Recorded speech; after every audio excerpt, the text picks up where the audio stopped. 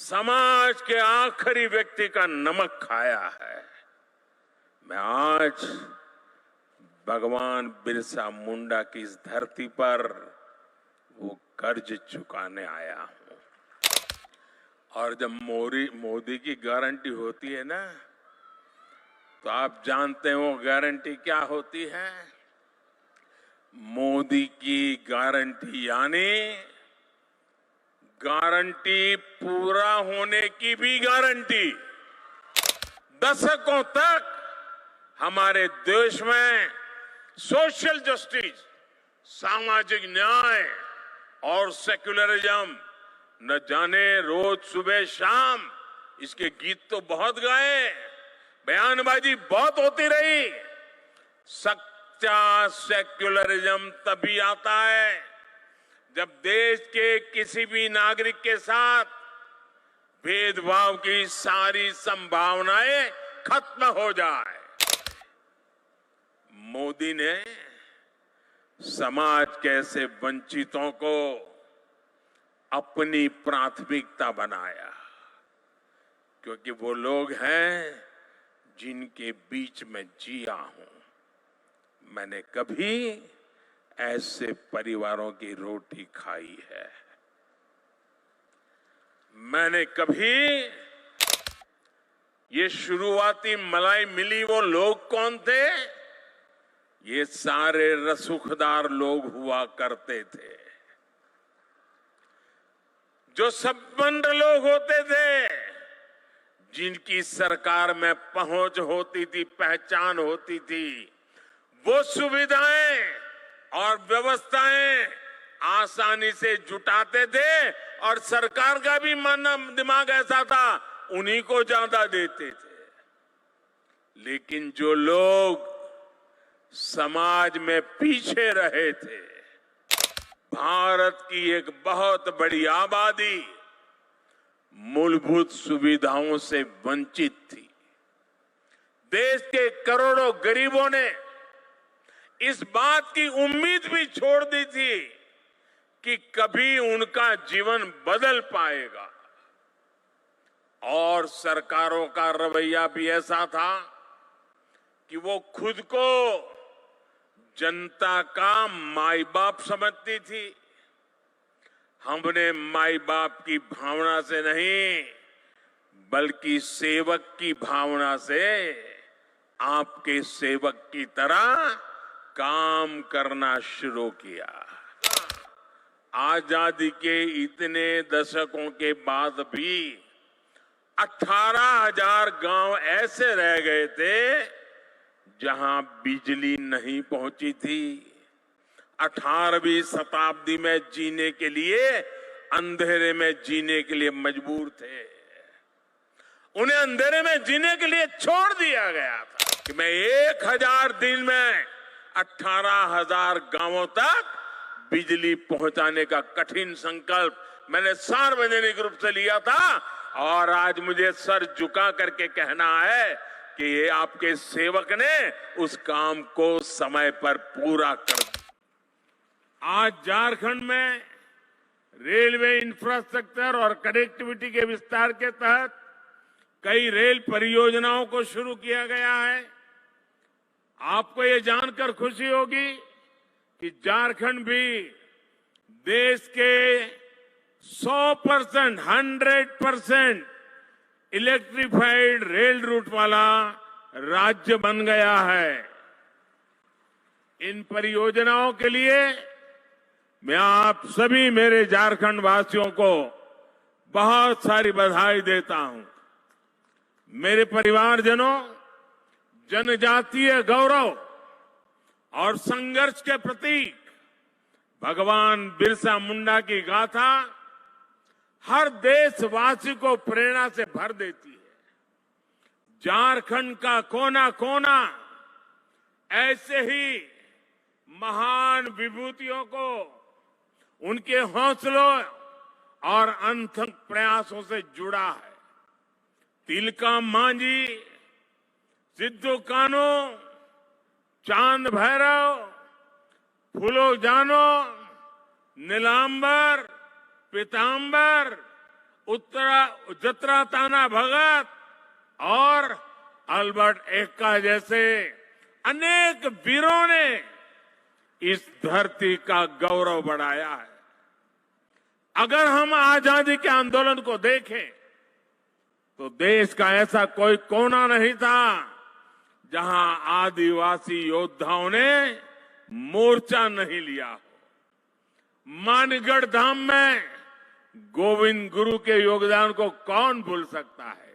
मध्य प्रदेश के तंत्या भील भीमा नायक, छत्तीसगढ़ के शहीद वीर नारायण सिंह, वीर गुंडाधुर, मणिपुर की रानी गाइडिन्ल्यो, तेलंगाना के वीर रामजी गोंड, आदिवासियों को प्रेरित करने वाले आंध्र प्रदेश के अल्लूरी सीताराम राजू, गौंड प्रदेश की रानी दुर्गावती, ये वो विभूतियां हैं जिनका देश आज भी ऋणी है।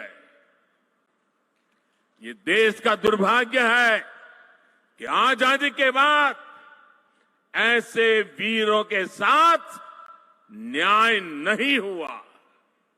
मुझे संतोष है कि आजादी के 75 वर्ष होने पर अमृत महोत्सव के दौरान हमने ऐसे वीर वीरांगनाओं को याद किया, उनकी स्मृतियों को अगली पीढ़ी तक पहुंचाया। साथियों, झारखंड आना मुझे पुरानी स्मृतियों को ताजा करने का अवसर भी देता है। गरीबों की सबसे बड़ी ताकत आयुष्मान भारत योजना की शुरुआत झारखंड से ही हुई थी। कुछ ही साल पहले खूंटी में मैंने सोलर पावर से चलने वाले जिला न्यायालय का उद्घाटन किया था। अब आज झारखंड की इस पावन भूमि से एक नहीं बल्कि दो ऐतिहासिक अभियानों की शुरुआत होने जा रही है। विकसित भारत संकल्प यात्रा सैचुरेशन के सरकार के लक्ष्यों को प्राप्त करने का सशक्त माध्यम बनेगी। पीएम जनजाति आदिवासी न्याय महाअभियान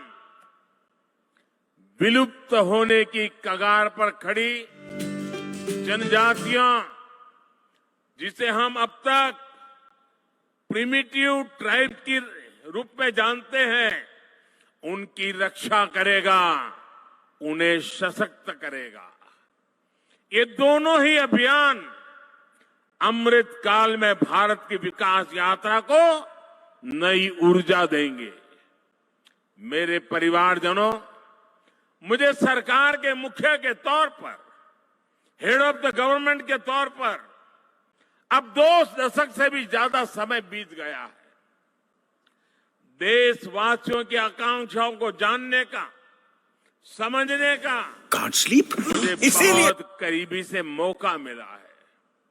अपने उन अनुभवों के आधार पर मैं आज एक अमृत मंत्र आपके सामने रख रहा हूं और भगवान बिरसा मुंडा की धरती से रख रहा हूं। अगले 25 वर्षों के अमृत काल में अगर हमें विकसित भारत की भव्य और दिव्य इमारत का निर्माण करना है तो हमें उसके 4 अमृत स्तंभों को और मजबूत करना होगा, निरंतर मजबूत करना होगा। हमारी सरकार ने जितना 10 साल में किया, अब उससे भी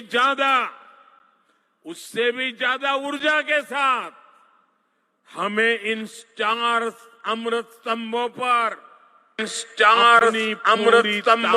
लगानी है, अपनी पूरी ताकत लगानी है। और विकसित भारत के 4 अमृत स्तंभ मैं आपको बताना चाहता हूं। ये 4 अमृत स्तंभ है क्या?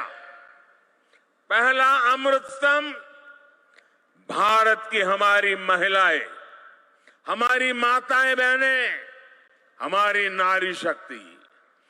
दूसरा अमृत स्तंभ है हमारे भारत के किसान भाई बहन और किसानी से जुड़े हुए जो कारोबार है, चाहे पशुपालक हो, चाहे मछली पालक हो, ये सारे हमारे अन्नदाता।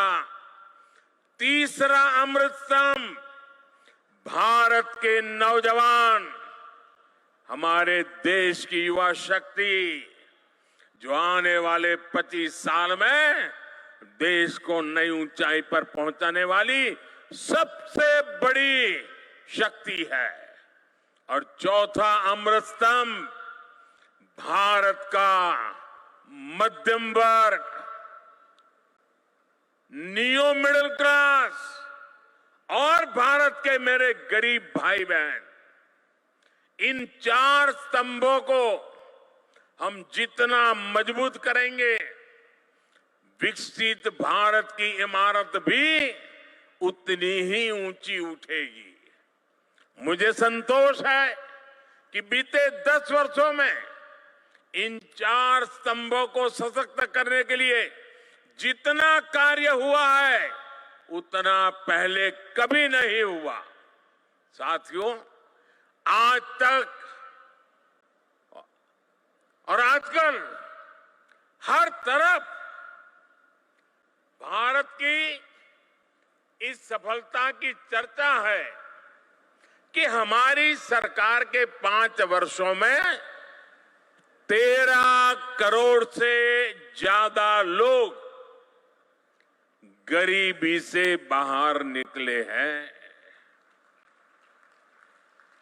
आखिर बीते कुछ वर्षों में ऐसा क्या हुआ जो इतना बड़ा परिवर्तन जमीन पर देखने को मिला है? 2014 में जब हमें आप सबने दिल्ली की गादी पर बिठाया, सरकार चलाने का दायित्व दिया, उस दिन से हमारा सेवा काल शुरू हुआ है। हम सेवा करने के लिए आए हैं और उस सेवा काल के बात करूं तब उस समय हमारे आने से पहले भारत की एक बहुत बड़ी आबादी मूलभूत सुविधाओं से वंचित थी। देश के करोड़ों गरीबों ने इस बात की उम्मीद भी छोड़ दी थी कि कभी उनका जीवन बदल पाएगा। और सरकारों का रवैया भी ऐसा था कि वो खुद को जनता का माई बाप समझती थी। हमने माई बाप की भावना से नहीं, बल्कि सेवक की भावना से आपके सेवक की तरह काम करना शुरू किया। जो वंचित थे, हमने उन्हें वरीयता देना शुरू किया। जिन्हें सबसे दूर समझा जाता था, सरकार खुद चलकर उनके पास गई। जो दशकों से उपेक्षित थे, हमारी सरकार उनका संबल बनी, उनकी साथी बनी। ब्यूरोक्रेसी वही थी, लोग वही थे, फाइलें भी वही थे, कानून नियम भी वही थे, लेकिन सोच बदली। और सोच बदली तो परिणाम भी बदल गए। 2014 से पहले देश के गांवों में स्वच्छता का दायरा 40% से भी कम था। आज हम 100% के लक्ष्य पर पहुंच रहे हैं। हमारी सरकार से पहले एलपीजी कनेक्शन सिर्फ 50-55% घरों में था, आज करीब करीब 100% घरों में महिलाओं को धुएं से मुक्ति मिल चुकी है। पहले देश के सिर्फ 55% बच्चों को ही जीवन रक्षक टीके लग पाते थे, आधे बच्चे रह जाते थे। आज लगभग 100% बच्चों का टीकाकरण हो पा रहा है।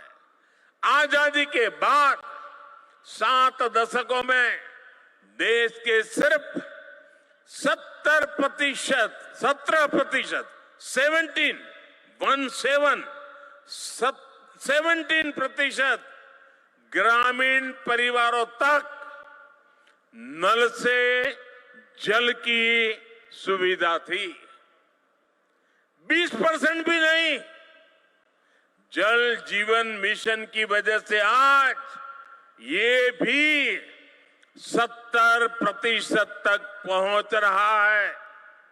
और साथियों, हम आप जानते हैं कि समाज में जिनको उस समय मिला था वो कौन थे? ये शुरुआती मलाई मिली वो लोग कौन थे? ये सारे रसूखदार लोग हुआ करते थे। जो संपन्न लोग होते थे, जिनकी सरकार में पहुंच होती थी, पहचान होती थी, वो सुविधाएं और व्यवस्थाएं आसानी से जुटाते थे और सरकार का भी दिमाग ऐसा था, उन्हीं को ज्यादा देते थे।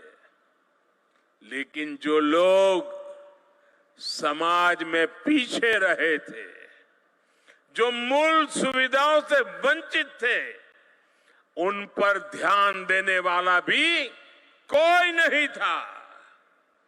वो असुविधाओं के बीच अपना जीवन काट रहे थे। मोदी ने समाज के ऐसे वंचितों को अपनी प्राथमिकता बनाया, क्योंकि वो लोग हैं जिनके बीच में जिया हूं। मैंने कभी ऐसे परिवारों की रोटी खाई है, मैंने कभी समाज के आखिरी व्यक्ति का नमक खाया है। मैं आज भगवान बिरसा मुंडा की इस धरती पर वो कर्ज चुकाने आया हूं।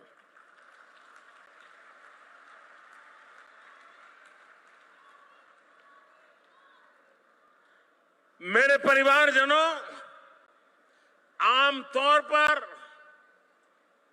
सरकारों का रवैया रहता है कि जो आसानी से हासिल हो जाए उस लक्ष्य को पहले प्राप्त करो। लेकिन हमने दूसरी रणनीति पर काम किया। मैं तो ज्ञानियों को कहूंगा इसका अध्ययन करें। आपको याद होगा, आजादी के इतने दशकों के बाद भी 18,000 गांव ऐसे रह गए थे जहां बिजली नहीं पहुंची थी। 18वीं शताब्दी में जीने के लिए, अंधेरे में जीने के लिए मजबूर थे। उन्हें अंधेरे में जीने के लिए छोड़ दिया गया था, क्योंकि वहां बिजली पहुंचाने के लिए कई तरह की मुश्किलों का सामना कठिन था, मैं मानता हूं। लेकिन कठिन था तभी तो करना होता है। मक्खन पे लकीर तो हर कोई करता है, अरे पत्थर पर भी तो लकीर करनी चाहिए। और मैंने लाल किले से वादा किया था देश को कि मैं 1000 दिन में 18,000 गांवों तक बिजली पहुंचाने का कठिन संकल्प मैंने सार्वजनिक रूप से लिया था। और आज मुझे सर झुका करके कहना है कि ये आपके सेवक ने उस काम को समय पर पूरा कर दिया था। साथियों, हमारे देश में 110 से ज्यादा जिले ऐसे थे जो विकास के हर पैरामीटर पर पिछड़े हुए थे, बहुत पीछे थे। इन जिलों पर पुरानी सरकारों ने थप्पा लगा दिया, ये तो पिछड़े हैं। और पहले की सरकारें बस उसकी पहचान कर ली, ये बेकार है, पिछड़े हैं, आगे कुछ नहीं हो सकता है, और सरकार सोती रही। इन जिलों में शिक्षा, स्वास्थ्य सुविधाएं दशकों से दयनीय स्थिति में थी। और संयोग देखिए कि इन्हीं पिछड़े जिलों में देश की सबसे ज्यादा मेरे आदिवासी परिवारों की जनसंख्या रहती थी। जब अफसरों को पनिशमेंट पोस्टिंग करनी होती थी तो इन्हीं जिलों में भेज दिया जाता था। थका हुआ, हारा हुआ, नाकाम जो व्यक्ति है उसी को कहते जाओ यार तुम उधर रहो, तुम्हारा इधर काम नहीं है। अब वो जाके क्या करेगा? इन 110 से ज्यादा जिलों को अपने हाल पर छोड़कर भारत कभी विकसित नहीं हो सकता था। इसलिए वंचितों को वरीयता के सिद्धांत पर चलते हुए हमारी सरकार ने इन जिलों को एस्पिरेशनल डिस्ट्रिक्ट, आकांक्षी जिलों के रूप में घोषित किया। हमने इन जिलों में सरकारों को विश्वास में लेकर के सबसे होनहार अफसरों को नियुक्त करने पर जोर दिया।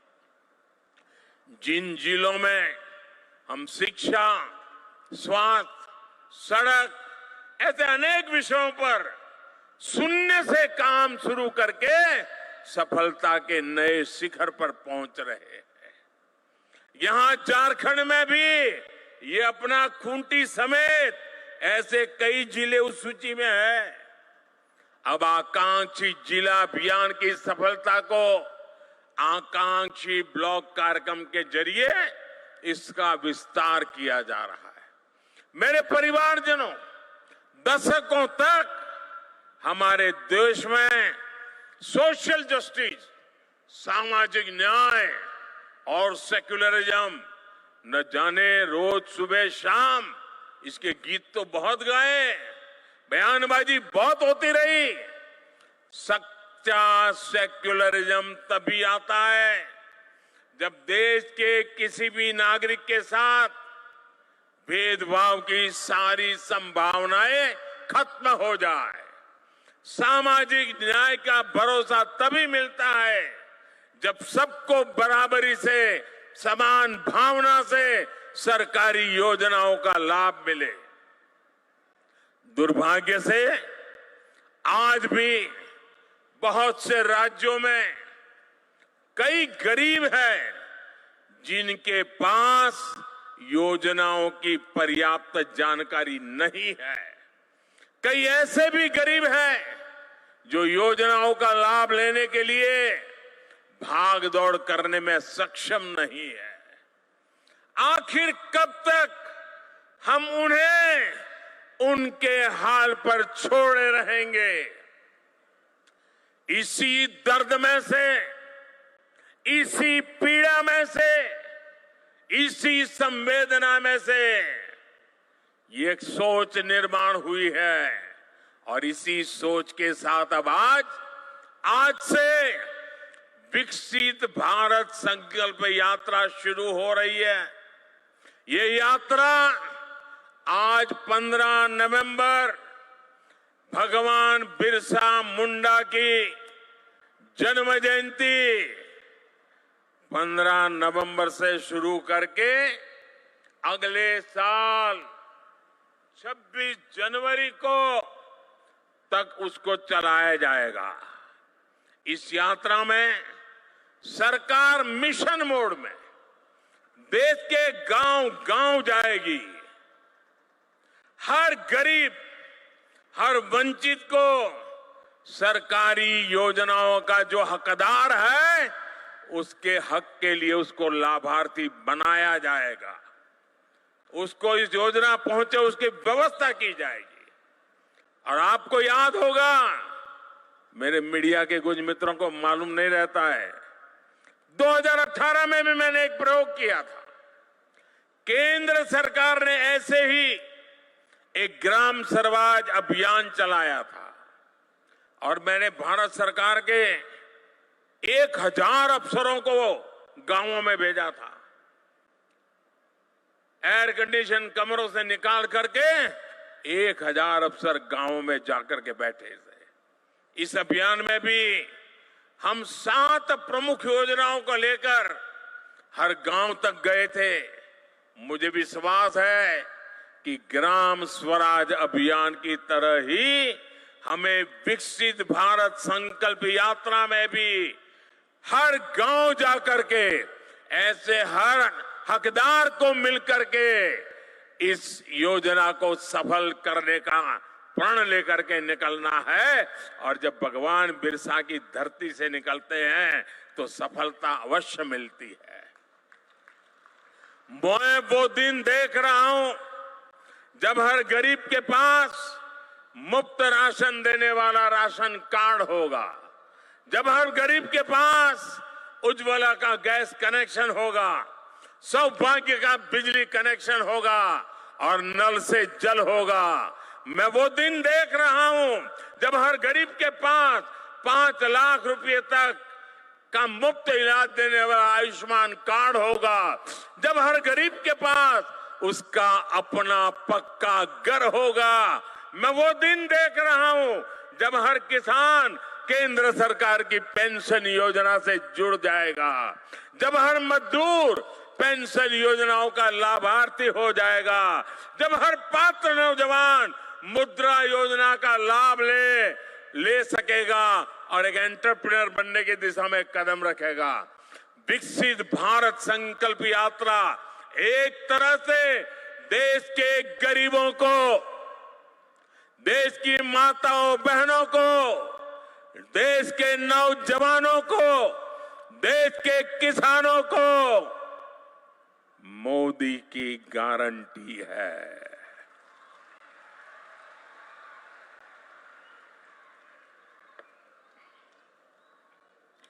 और जब मोदी की गारंटी होती है ना, तो आप जानते हैं वो गारंटी क्या होती है?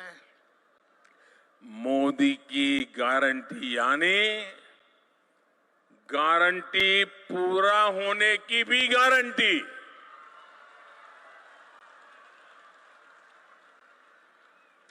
मेरे परिवारजनों, विकसित भारत के संकल्प का एक प्रमुख आधार है पीएम जनमन, यानी पीएम जनजाति आदिवासी न्याय महाअभियान।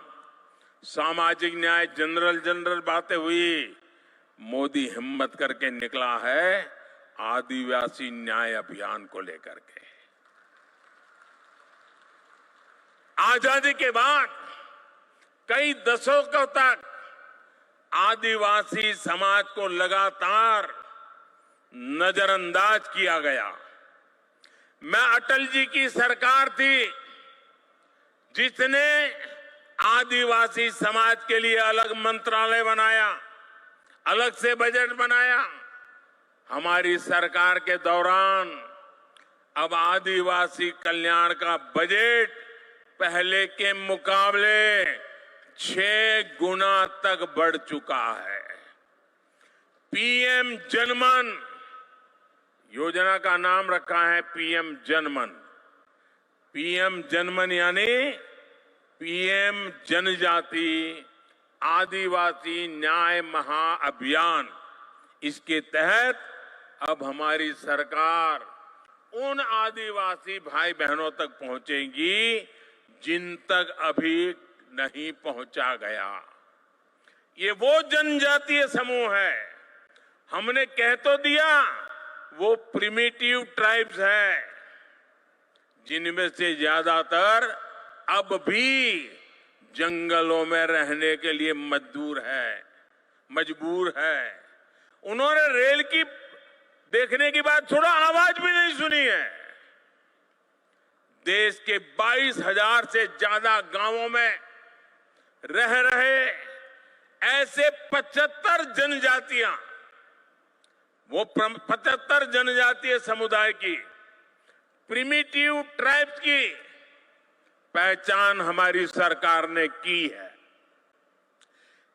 जैसे पिछड़ों में भी अति पिछड़े होते हैं, वैसे ही ये आदिवासियों में भी सबसे पीछे रह गए आदिवासी है। देश में इनकी संख्या लाखों में है। इन सबसे पिछड़े आदिवासियों को मूल सुविधाएं भी नहीं मिली हैं, आजादी के 75 साल के बाद भी नहीं मिली है। इस आदिवासी समाज के लोगों को कभी पक्का मकान नहीं मिला। इनकी कई कई पीढ़ियां में बच्चों ने स्कूल तक देखा नहीं है। इस समाज के लोगों के कौशल विकास पर ध्यान नहीं दिया गया। इसलिए अब इन जनजातियों तक भारत सरकार विशेष अभियान चलाकर पहुंचने वाली है। पहले की सरकारों ने आंकड़ों को जोड़ने का काम कर लिया। जो नजदीक हैं, जो ऊपर पहुंच चुके हैं, उन्हीं से काम करवा लेना। लेकिन मुझे सिर्फ आंकड़ों को जोड़ करके नहीं बैठना है, मुझे तो जीवन को जोड़ना है, जिंदगियों को जोड़ना है। हर जिंदगी में जान भरनी है, हर जिंदगी में नया जज्बा भरना है। इसी लक्ष्य के साथ आज पीएम जनजाति आदिवासी न्याय महाअभियान यानी पीएम जनमन, हम जनगण मन तो गाते हैं, आज मैं पीएम जनमन के साथ इस महाअभियान की शुरुआत हो रही है। इस महाअभियान पर भारत सरकार 24,000 करोड़ रुपए खर्च करने जा रही है। साथियों, इस महाअभियान के लिए मैं विशेष तौर पर आदरणीय राष्ट्रपति द्रौपदी मुर्मू जी का आभार व्यक्त करना चाहता हूं। हमने अभी उनका वीडियो संदेश भी सुना है।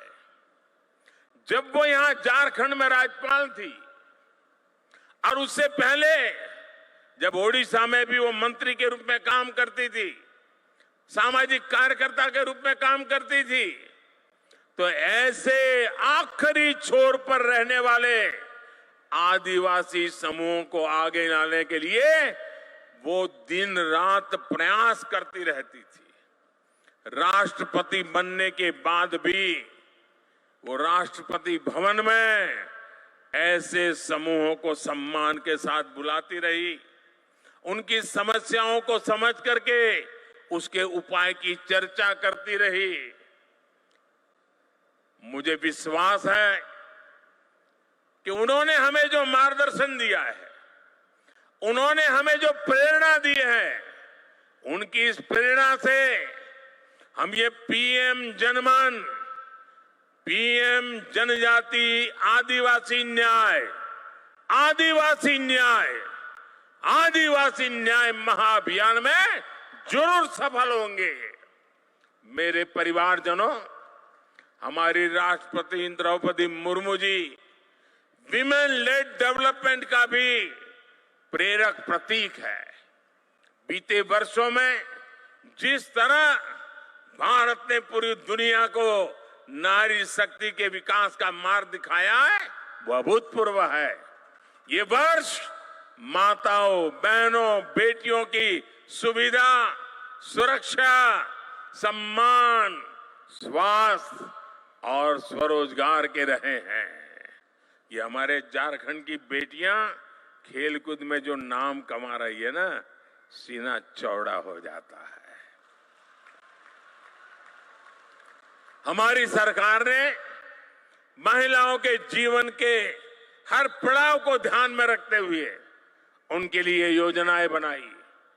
बेटी बचाओ बेटी पढ़ाओ से बेटियों की जनसंख्या बढ़ी है और स्कूलों में छात्राओं के नामांकन में भी वृद्धि हुई है। सरकारी स्कूलों में छात्राओं के लिए अलग शौचालय निर्माण से स्कूल छोड़ने की मजबूरी कम हुई है। पीएम आवास योजना के तहत करोड़ों घर मालकिन बहनें बनी है, बहनों के नाम रजिस्टर हुआ है, पहली बार उनके नाम पर कोई प्रॉपर्टी हुई है। सैनिक स्कूल, डिफेंस एकेडमी को बेटियों के एडमिशन के लिए पहली बार खोल दिया गया है। मुद्रा योजना के तहत लगभग 70% बिना गारंटी के ऋण लेने वाली मेरे देश की महिलाएं हैं, मेरी बेटियां हैं। महिला स्वयं सहायता समूहों को भी आज सरकार से रिकॉर्ड आर्थिक मदद दी जा रही है। और लखपति दीदी अभियान, कुछ लोगों को मेरी बातें सुनकर के चक्कर आ जाते हैं। मेरा सपना है 2 करोड़ महिलाओं को लखपति दीदी बना के रहूंगा। 2 करोड़ महिलाओं को स्वयं समाज सहायता समूह चलाने वाली 2 करोड़ महिलाएं लखपति बन के रहने वाली है। देख लेना आप, कुछ महीने पहले ही हमारी सरकार ने विधानसभा और लोकसभा में महिलाओं को आरक्षण देने वाला नारी शक्ति वंदन अधिनियम भी अपनाया है। आज भाई दूज का पवित्र पर्व है। देश की सभी बहनों को उनका ये भाई गारंटी देता है कि बहनों के विकास में आने वाली हर रुकावट को ये आपका भाई ऐसे ही दूर करता रहेगा। आपका भाई आपकी मुसीबतों की मुक्ति के लिए जी जान से जुटा रहेगा। नारी शक्ति का अमृत स्तंभ विकसित भारत के निर्माण में अहम भूमिका निभाएगा। मेरे परिवारजनों, केंद्र सरकार विकसित भारत की यात्रा में हर व्यक्ति के सामर्थ्य का उपयोग करने के लिए प्रतिबद्ध है। 2 महीने पहले ही हमने पीएम विश्वकर्मा योजना भी शुरू की है। सरकार ने उन लोगों को आगे लाने का प्रयास किया है जो अपने पारंपरिक कौशल के लिए जाने जाते हैं।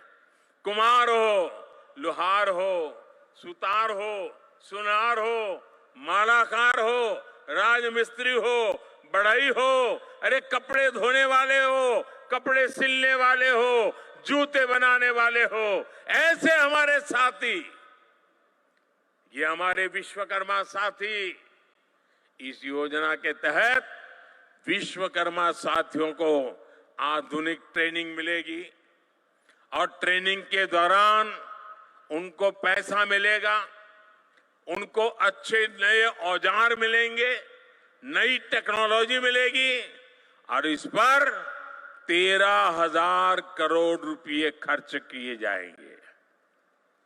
मेरे परिवारजनों, आज देश के किसानों को पीएम किसान सम्मान निधि की 15वीं किस्त रिलीज की गई है। अब देश के करोड़ों किसानों के खातों में भेजी गई कुल रकम 2,75,000 करोड़ रुपए को पार कर गई है।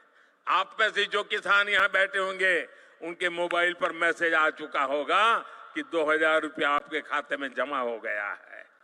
कोई कटकी कंपनी नहीं, कोई बिचौलिया नहीं, डायरेक्ट मोदी का सीधा नाता रहता है आपके साथ। ये वही किसान है जिनकी पहले कोई पूछ नहीं होती थी। अब इन किसानों की जरूरतों का ध्यान सरकार रख रही है। ये हमारी सरकार है जिसने पशुपालकों और मछली पालकों को किसान क्रेडिट कार्ड की सुविधा से जोड़ा है। पशुधन के मुफ्त टीकाकरण की हमारी सरकार ने 15,000 करोड़ रुपए खर्च किए। कोरोना के बाद आपको मुफ्त टीका लगा, हजारों करोड़ खर्च किए गए, आपके हर परिवारजन को बचाने की कोशिश की गई।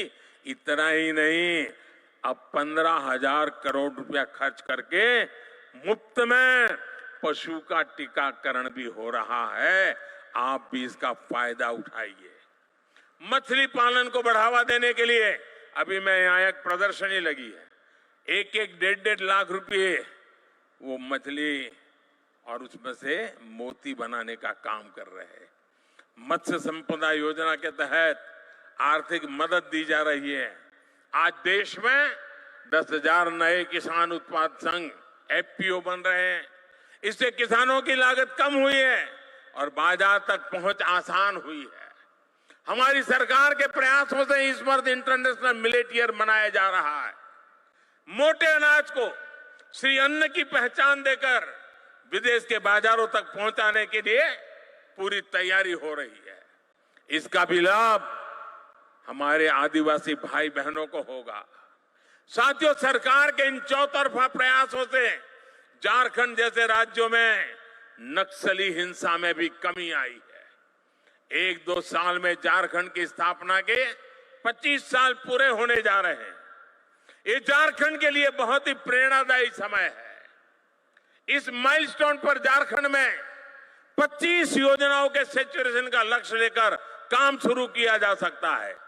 मैं झारखंड सरकार से भी आग्रह करूंगा, मैं झारखंड के सभी नेताओं से आग्रह करूंगा कि 25 साल का लक्ष्य तय करके एक बहुत बड़ा अभियान चलाया जाए। इससे राज्य के विकास को नई गति मिलेगी और यहाँ के लोगों का जीवन भी और आसान बनेगा। हमारी सरकार शिक्षा के विस्तार और युवाओं के अवसर देने के लिए प्रतिबद्ध है। देश में आज आधुनिक राष्ट्रीय शिक्षा नीति बनी है। अब विद्यार्थियों को मातृभाषा में मेडिकल और इंजीनियरिंग की पढ़ाई का विकल्प मिल रहा है। बीते 9 वर्षों में पूरे देश में 300 से अधिक यूनिवर्सिटीज बनी है। 5,500 से अधिक नए कॉलेज बने हैं। डिजिटल निधि अभियान ने युवाओं को नए अवसर दिए हैं। गांव-गांव कॉमन सर्विस सेंटर्स में हजारों युवाओं को रोजगार मिला है। 1 लाख से अधिक स्टार्टअप के साथ दुनिया का तीसरा बड़ा इकोसिस्टम भारत में बना है। आज रांची में IIM कैंपस और IIT ISM, धनबाद में नए हॉस्टल का भी लोकार्पण हुआ है। साथियों, अमृत काल में 4 अमृत स्तंभ, हमारी नारी शक्ति, हमारी युवा शक्ति, हमारी कृषि शक्ति और हमारे गरीब और मध्यम वर्ग की सामर्थ्य शक्ति भारत को निश्चित ही नई ऊंचाई पर ले जाएंगे, विकसित भारत बनाएंगे। मैं इन परियोजनाओं के लिए, राष्ट्र निर्माण के इस अभियानों के लिए एक बार फिर आप सबको निमंत्रण भी देता हूं, आप सबको बधाई भी देता हूं। मेरे साथ thefollowup.in, like, share and subscribe.